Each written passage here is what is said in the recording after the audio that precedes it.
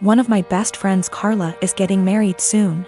It's only meant to be a small backyard type of wedding, but they've been planning it for a few months now, and originally, it was supposed to be on my property. They wanted it because it's private, has lots of open space for the reception, a nice view, and the house could be used for them to get ready and stuff. Of course I said yes. She and her fiancé, Rick, were very happy. Thing is, Carla and I do have a history. We went out on and off in college but decided to stay friends. Then I met my wife, we got married, Carla met Rick, and now here they are. Now my wife knows I went out with Carla back in college and she didn't care. Carla still went to our wedding and everything. I never knew if Rick was told or not. It's not my relationship, therefore not my business to say anything, so I never did. Rick found out recently, and not in the best way. Not sure how, but from what I heard from friends is that one mutual friend told him, no idea why, we used to date. Not only that, but apparently Carla said a couple years ago she was still in love with me when she was already dating Rick. Don't have actual confirmation if that's exactly what he was told. All Carla's told me is that Rick was told about our past and he's angry at her for never saying anything. It became quite a drama and didn't hear from her for over a month until now. She told me they're going to couples counseling and that the wedding is still on. But Rick requested that I not attend. It sucks, but I totally get why he wouldn't be comfortable. Then I asked the obvious question, where are they going to hold the wedding then? To my surprise, she said they still want it at our place. Rick said so too, and in my mind I'm going, he doesn't want the guy who dated his fiancée years ago at the wedding, but still wants the wedding at his house. My wife and I are expected to just not be at our home that weekend, and I told Carla no. They're going to have to find someplace else since we're not going to simply leave our home to them for the weekend. Not only for safety reasons, but it just doesn't make sense. Rick doesn't want me around because he's not comfortable, but is comfortable enough to have their wedding at my house. They really want their wedding here though, and because of that I've been bugged by not only her but also Rick, and some friends who think I'm being a petty asshole for not letting them have the wedding here anymore. Honestly, don't think that I am. It just doesn't make sense at all to have to leave our own place for a wedding we're no longer welcome to, and leaving our home totally vulnerable. Still, being accused of sabotaging their wedding, and Rick believes it's the least I can do after everything. I am 45 male and have a step kid, 15 female, with my wife. I can say that me and her parents' house are very different. I don't think that she shows any patience with them, and I don't like that. For some reason that I do not know, whenever she wants to punish her, she will make it seem like she is going out to do something or save the punishment for when she leaves for work, so it's my responsibility to punish her. I really don't like the idea of punishing kids that aren't mine. Don't get me wrong, I've been in her life since she was 4 and I love her to death. But it doesn't change the fact that they aren't my kids, and it seems like a major out of bounds thing to do. Again, I'm really not comfortable with doing that. She is a good kid and is really responsible, but I feel like my wife's parenting has made her feel like she has to be perfect, or else she will get punished. I've never actually punished her. Like I said, she's a really good kid, and no circumstances did I ever see that a punishment was necessary. For some context, my wife's punishment is taking away all of her belongings, I mean everything, like she'll close all apps on her phone, can't watch TV, can't go out after school, can't call friends. And all this because she got a C on a test, she put an assignment in late, etc. I really hate this. Being so hard on her isn't reasonable. She rarely ever does anything wrong. I mean, last year she probably had 2 assignments turned in late throughout the whole year. These things don't need such harsh punishments, they just need to be left off with a warning. And when she tells me to punish her, that's all I do. I give her a warning, and she does just fine after that. I think a warning is even a stretch. Accidents happen, and overworking a kid isn't going to end well. I just tell her that if she needs help with school, I'd be happy to help so these don't happen. She's come to me a few times for it, but other than that she's smart, and most of these were just her being overworked with school. My wife never caught on to this until the other day when I was talking to he about her school, because her mom said she got a report from her teacher that she wasn't focusing. Again, I didn't punish her, I just asked why she wasn't, and she said she was just tired from school and sports. I said that's fine, and if it's too much she doesn't have to go to sports this week because it's not like it mandatory. My wife overheard because she came back inside when she forgot something. She was mad at me, saying that it doesn't teach them a valuable lesson. I said it's been working just fine and she's too hard on her.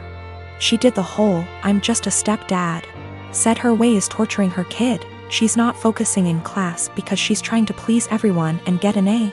So she'll stay up all night and overwork herself to do so, but then she's to blame when that didn't go right. She's not speaking to me now.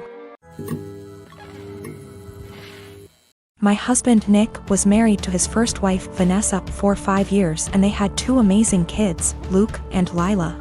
Sadly, Vanessa died in an accident 11 years ago when the kids were very young. I started dating Nick 8 years ago, and we started off very slowly for obvious reasons. Nick has always been a little more distant than anyone I'd ever been with. But he and the kids lost Vanessa so young that I understood it. After 3 years of dating, Nick asked me to marry him and I moved in. I've always had a really great relationship with Luke and Lila, and they were happy for me to marry their dad. I had wanted an actual wedding, nothing big. But Nick really didn't want one, so we got married at the courthouse with just Luke and Lila present. We had a really fast engagement, but it worked for all of us. I have loved being Luke and Lila's stepmom and officially adopted them after I found out I was pregnant with our son, Casey. The kids have been so great with Casey and help out so much. Nick was wonderful during the pregnancy and had always been a really loving dad and husband. But Nick has been pulling away a lot the last few months. He's been even more distant than usual and working late nights and going away with friends almost every weekend. I've tried talking to him, but he's been impatient with both me and the kids. I found out I was pregnant in June and am now 21 weeks pregnant with a girl. The kids are excited to have a little sister, but Nick just seems so indifferent to everything and everyone. He's been missing soccer games, Lila's birthday, doctor's appointments, etc. Casey is too young to notice, but Luke and Lila are so hurt by their dad's absence. These kids are so good and they lost their mom so young, and I'm infuriated that Nick is ignoring the kids like this. Last week, I finally sat Nick down and told him that he needs to stop disappearing and be more present in our lives. We're going to have another child soon, and before we know it, Luke and Lila will be grown up and going to college. After an hour of arguing, he screamed at me that he wished Vanessa was still alive and that I had switched places with her and died instead. He also threw in some awful comments that I need to stop pretending I'm Luke and Lila's real mom and that I'm only half the mom Vanessa was.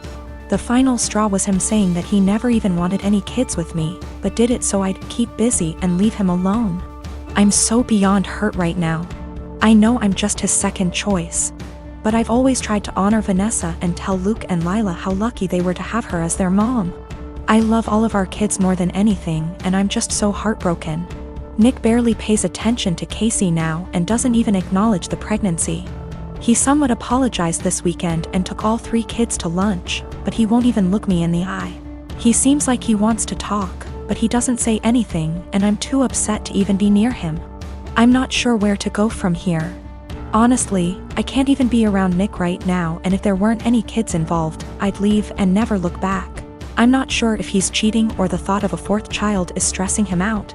But I'm devastated and not sure how or why I should save this marriage, besides doing it for the kids. I am a 35 years old female, just got engaged to my fiancé 37 male Sam. We do not live together because we're waiting till marriage, given he and his family are highly conservative Christians, but they're really nice and lovable people.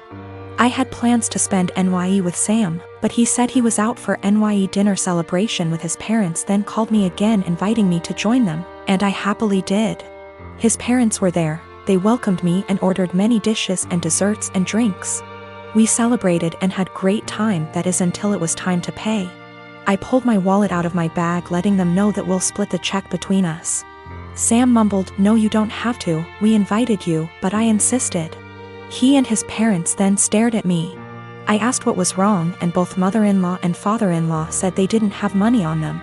I was shocked. I turned to Sam and he said he too forgot his wallet at home and didn't bring enough money to cover even on round of drinks. His dad then laughed nervously. "Right, so guess we should let the doctor pay." I was taken aback. I said, "I'm sorry, but no, this is just so much money to spend on one dinner by myself, and I didn't think I was expected to pay the entire bill." Sam said I should pay and he'd pay me back later, but I said no, since I know he will have to get a job to pay that much money. I said I'm sorry, but this isn't the first time I've been put in this situation by him and family, where I'm expected to rescue them after they somehow forgot their wallets and expect bothers to pay hundreds for their extravagant dinner. I told them I'll only pay for what I had and that's it. He and his parents were shocked. They started arguing about how I have the potential to pay right there and then, but I was acting as if they were strangers, not family. But that doesn't mean I'm obligated to pay. How could someone go out to a fancy restaurant, order so many dishes, desserts and drinks without bringing money? Sam begged that I just do it and call it a night, but I refused.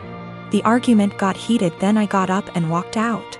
Sam called later at 2 a.m. basically yelling that I ruined NYE celebration and made his parents suffer. Because I refused to pay the entire bill, AMD instead acted selfishly and paid only for myself, after they were gracious enough to invite me.